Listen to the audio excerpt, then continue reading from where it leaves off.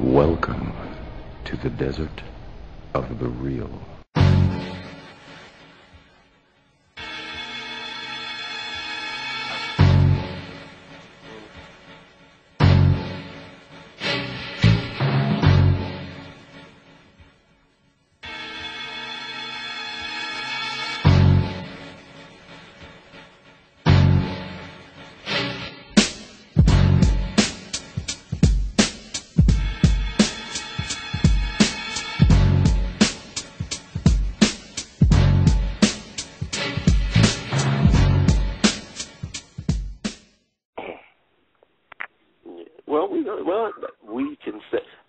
We can set that up. I think we need to set it up and have a discussion, not a debate, but a discussion, because I think it's a healthy discussion to me. Because it's all, and it'll clarify things in terms of what level of unity are we talking about? Are we talking about unifying in the sense of we have common things that we deal with, common denominators where no matter what your religious practice is or what your individual position is ideologically, we all suffer because we're all looked at as being the same by this system. And are you talking about what are we going to build off of, what are we going to design and build off of for the future? I think that's two different discussions. I really do. I think that because a lot of times you can mobilize on a cause. You know, like take for instance, like when the towers went down, right? You notice everybody rallied together and everybody made a point that, oh wow, you know, people just forgot. You know, it wasn't who you were; it was you're all American. Well, how long did that last? Right. Exactly. You know, so I understand what you're saying. It's like, on what level are we talking about unity? Unity on what level? Are we talking about unity on the architectural level, or are we talking about unity on a level within this system so that we can accomplish certain things in the, you know, collectively within this Eurocentric Western white supremacist construct? And I do believe that that's two different discussions. Go ahead. No, go ahead. It elephants back off of what you said earlier, that until we're ready to change who we are, nothing else is going to change. And I mean, I couldn't have said it better than how you said it. Folks, every scholar I can think of worth his and her weight have all said we have been transformed by this Ma'afi experience.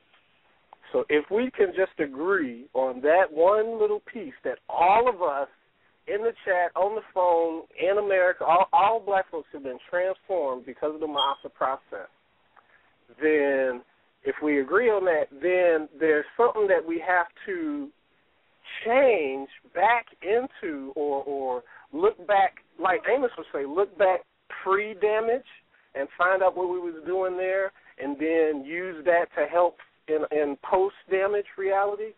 But too many people, one, don't want to admit that they damage, and two, don't want to think that they're okay right now, so therefore there's no behavior transformation that needs to take place. So folks don't want to go through that.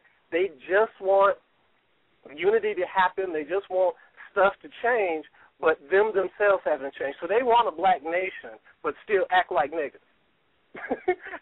That's what I'm getting, and that's the nigga-making factor. I'm waiting for that one to come out. We want that black nation. We want autonomy. We want to be able to do whatever we want to do, but what we want to do has been transformed into serving other people's interests. And we don't want that. We don't want to understand that point. We got to change. Each individual got to change. The community got to change. There's some transformation that has to be done before unity, before nation building, before all of that. That's why Amos so brilliantly in Blueprint for Black Power, the first 6 or 7 chapters, self-concept, consciousness, power. He's walking you through that. You got personality. You got to change up those aspects first. And then later on in the book, he talks about economics and money and group unity and stuff like that. He did that deliberately. But we want to because you have that. to. Yeah, you have to have, first of all, in order to have the individuals within the system change or be transformed, they have to have the fertile ground for that transformation to take place. And that's why I agree with you 100%. I agree with Amos Wilson that the people who are supposed to do that, or the people who are the leading candidates to design that system, are the very same people who I'm like, bartering with and begging and pleading with. Like, come on, what is the freaking problem? Mm-hmm. What is the problem? We have, Kamal, you know more than anybody. Every single aspect of nationhood, we have a representative or somebody that can handle that aspect. Yeah. We got African-centered people up the ass. Yeah. So if anybody's going to design that system, all of the pieces are right there, the puzzle. Why aren't we putting the shit together? I mean, I look at certain events in time, like the formation of this country and the Council of Nicaea. You got a bunch of beasts who were able to say, you know what, we have some mutual interests here. Let's get together and let's design this system that will help benefit us. And we can't do that?